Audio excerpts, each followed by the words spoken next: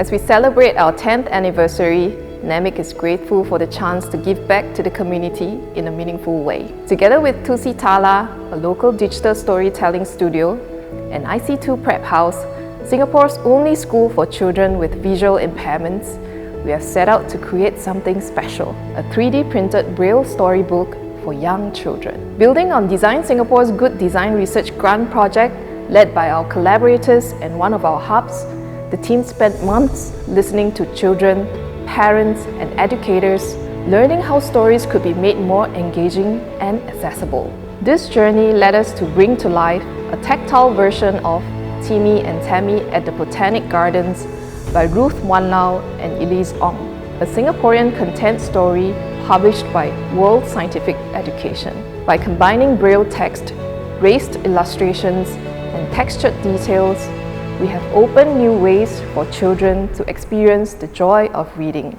The impact of this project goes far beyond just reading a story.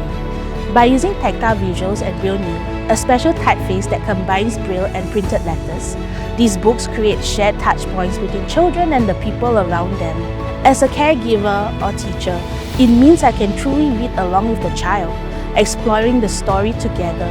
But these books are about more than just stories.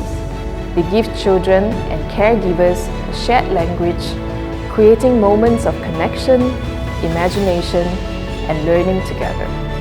That shared experience builds deeper communication, emotional connection, and a more inclusive way of learning. Through this collaboration, we've also discovered how 3D printing can transform the reading experience, showing us new possibilities at the crossroads of art, technology, and empathy. Aligned with the SG60 theme of Building Our Singapore Together, this project is our small contribution to a more inclusive society, one where every child, regardless of ability, can dream, learn, and belong. Through this collaboration, we have seen how innovation, when guided by empathy and purpose, can help us build a more inclusive and united Singapore.